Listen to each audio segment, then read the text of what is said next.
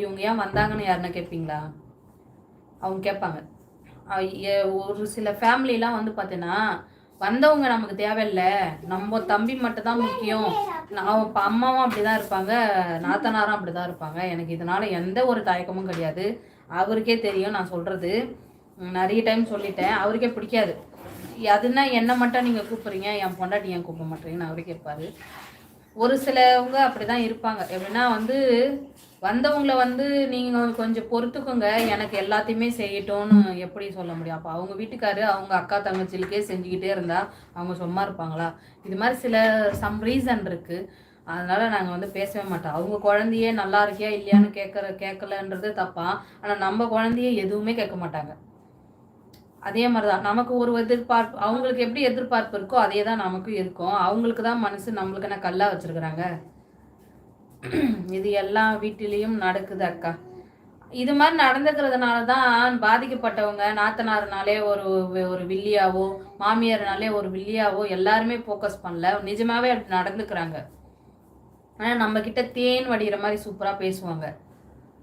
அப்படியாம்மா இப்படியாம்மா, ஐயா அவன் அறிவு கெட்டவம்மா, அவன் ஒரு லூசு, இவன்மா அவன் அப்படிம்மா இப்படிம்மா, நீ சொல்கிறது தான் கரெக்டுன்னுவாங்க நம்மக்கிட்ட. அப்படியே வந்து என்ன பண்ணுவாங்க, ஏன் என்னவா அவளுக்கு, ஏன் அப்படின்ற மாதிரி அப்படியே வந்து ஜிங்சாங்கன்னு போட்டு 1க்கு 9 பண்ணி சூப்பராக கொளுத்தி போட்டுருவாங்க.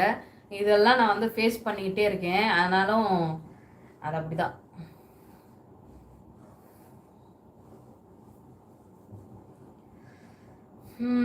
செய்கிறவங்க தான் வந்து நல்லவங்க பொறுத்தவரை. சில பேர் தான் நான் சொல்கிறேன். எல்லா வீட்லேயுமே நான் நிறைய பேரை பார்த்துருக்கேன். தாய்க்கு நான் வந்து என் மாமியார் கூட பார்த்தீங்கன்னா, இப்போ கூட நான் பேசுவேன். பேச மாட்டேன்லாம் கிடையாது. அவங்க எப்படி நடிக்கிறாங்களோ நானும் அதே மாதிரி நடிச்சுக்கிறேன்.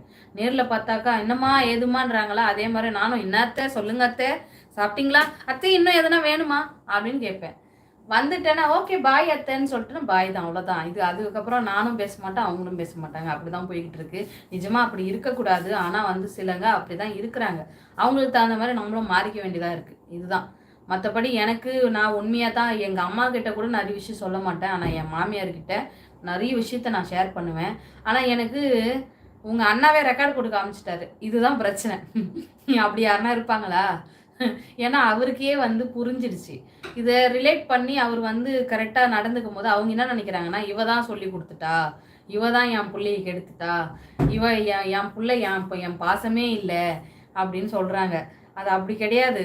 நீங்கள் என்ன பண்ணுறீங்களோ, ஒரு உடம்பு சரியில்லாத இருக்கும்போது கண்டிப்பாக யார் என்னன்றது கண்டிப்பாக ஒரு மனுஷன் புரிஞ்சுப்பான். ஒரு உடம்பு சரியில்லாத உயிர் போராட மஞ்சக்காமலை வந்துச்சு, நான் உங்களுக்கு சொல்லியிருப்பேன். கதறினாங்க, ஃபோனு பண்ணி தான் கதறினாங்க கண்டி யாரும் ஒரு எட்டு பார்க்கவே இல்லை. அவங்களுக்கு எவ்வளோ அக்கானா ரொம்ப பிடிக்கும். அந்த அக்கா என்னடா ஆச்சு தம்பி நல்லா இருக்கியா, என்னடா உடம்பு சரியில்லைன்னு சொன்னாங்களே, ஹாஸ்பிட்டலுக்கு போனியா அப்படின்னு ஒரு வார்த்தை பேசுறதுக்கு தான் அவங்க ஏங்குறாங்க. அதையெல்லாம் பேசாமல் ஃபோனை போட்டு அந்த டைமில் அவங்களே உடம்பு சரியில்லாமல் மாதம் கணக்கில் வேலைக்கு போகாமல் கஷ்டத்தில் இருக்கும். ஃபோனு பண்ணி, நீ என்னடா தம்பி ஃபோனு பண்ண மாட்டேங்கிற, எந்த ஃபோனு ரீசார்ஜ் இல்லை, நீ ரீசார்ஜ் பண்ணி விட்டியா, என் மளிகை சாமானம் வாங்கி குத்தியா, நீ ஃபோனே பண்ண மாட்டேங்கிற, என் பிள்ளைய என்னான்னு கேட்க மாட்டேங்கிறேன்னு சொன்னால் அந்த தம்பி என்ன ரியாக்ட் பண்ணுவான்? இதுக்கு யார் காரணம்? இதில் இடையில இருக்கிற நான் காரணம் கிடையாது. அவங்களே வெறுக்கிற மாதிரி நடந்துக்கிறதுனால அவங்க அந்த மாதிரி ரியாக்ட் பண்ணுறாங்க. ஆனால் இது ப்ரொஜெக்ட் ஆகிறது வந்தவ தான் கெடுத்துட்டா, ஏன்னா எங்களுக்கு கெடுக்கிறதுக்காக தான் நாங்கள் வரோம் பாரு. அதனால் இப்படிலாம் இருக்கோம். ஃபேமிலியில் நிறைய இருக்குது. இதெல்லாம் தான் ஃப்யூச்சரில் காமெடி வீடியோவாக கண்டிப்பாக கொடுக்கலான்னு இருக்கேன். அதை நான் இன்னும் வந்து பண்ணுவேன். இது ஒரு சிலர் தான், இதெல்லாம் ஒரு சிலர்து தான். ஆனால் நான் ஊருக்கு போனாலும் போகிற மாதிரி இருக்கும் லீவில். நான் அப்போ போய் எங்கள் மாமியார் வீடு எல்லாத்தையுமே காட்டுறேன். பாருங்கள் சூப்பராக இருக்கும். அங்கே வந்து ஆறுலாம் ஓடுது. அதான் ஆறுலாம் ஓடும், மீன் பிடிக்கலாம், ஆற்றுல விளையாடலாம், ஆற்றுலேயே வச்சு சமைக்கலாம். நிறைய இடம்லாம் இருக்குது, நேச்சுரலான பிளேஸ்லாம் இருக்குது. ஆனால் வெயில் தான் அங்கே தாங்க முடியாது. நல்லாயிருக்கும். எவ்வளோ நேரம் சொல்லிட்டு பார்த்தீங்களா, எவ்வளோ ஆத்திரம் இருக்கும் பாருங்கள். இல்லை ஏன் அப்படி நான் சொன்னேன்னா, இருங்க இந்த கமாண்டு படிச்சுட்டு சொல்கிறேன். அப்படி இருந்தாலும் ஒரு இருக்குதே. அப்புறம் அவங்க அக்கா என்று சொல்லாதீங்க, அது படித்தாச்சு. ஆல் குரு வணக்கம், லைக் போடுங்க ப்ளீஸ். குரு சிரிக்கிறீங்களா, அழுவுறீங்களா? இது எல்லார் வீட்டிலையும் நடக்குது அக்கா. எங்கள் வீட்டிலையும் இப்படி தான் அக்கா. அப்படியா? உங்கள் குணம் மகாலட்சுமி குணம் அக்கா. புரிஞ்சுப்பாங்க.